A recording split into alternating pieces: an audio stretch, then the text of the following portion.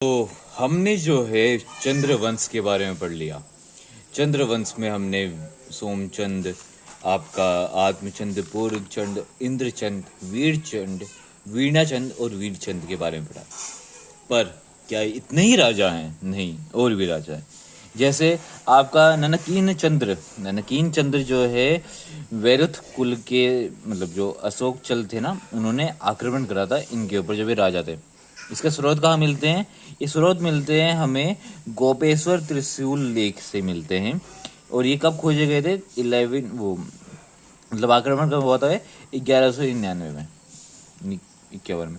फिर इसके बाद आते हैं हमारे त्रिलोक चंद्र को क्या बोला गया है? पहला राजा बोला गया है साम्राज्य, जिन्होंने जो है अपने साम्राज्य को विस्तार करना चाहा। मतलब भाई ये जो है अपने साम्राज्य को सोचते थे कि आगे भी विस्तार करें। इसके बाद अभय चंद्र है। मानसरोवर मंदिर, मानेश्वर मंदिर अभिलेख प्राप्त होता है और खोज करी थी ये राम सिंह ने। ठीक है, अभय चंद्र के बारे में ये पॉइंट है। अब इसके बाद आते हैं हमारे मेन जो है ज्ञानचंद को गरुड़ की उपाधि दी थी किसने? फिरोज शाह तुगलक ने। क्यों? क्योंकि ज्ञानचंद जो थे पहले राजा थे, मतलब जो थे, उन्होंने दिल्ली सल्तनत के अंदर रूल करना चाहा कि हाँ भाई कि उन्होंने मान लिया कि ये जो है हमसे ज़्यादा ऊपर है।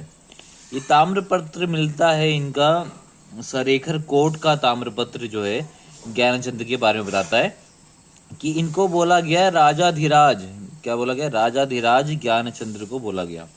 और एक और चीज है आपका, गोबसा ताम्रपत्र भी मिलता है।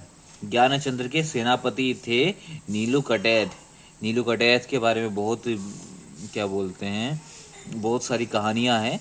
इनको जो है कुमैया खिल्लत भी बोला जाता है। नीलू कटैत को उपाधि मिली थी कुमैया खिल्लत की। और इनका जो है दुश्मनी थे जस्सा सिंह कमलेजी से। ठीक है, और नीलू कटैत को क्या कहते हैं, ज्ञानचंद्र ने रेत भूमि दी थी जिसको बोलते हैं वीरों का दान। अब नीलू कटैत के बारे में बोला जाता है कि ये इतना खूंखार था सेनापति कि जो ज्ञानचंद्र ने इसको मरवा दिया था कि भाई मेरे को ना हरा दे। मतलब मेरे क्या कहते हैं, उस टाइम पे तो ऐसा होता था ना कि कोई भी राजा वगैरह मतलब सेनापति जो है विद्रोह कर देता था, राजा को मार के खुद राजा बन जाता था, तो वैसा था। अब इसके बाद हम जो है अपना भारती चंद्र के बारे में पढ़ेंगे नेक्स्ट वीडियो में।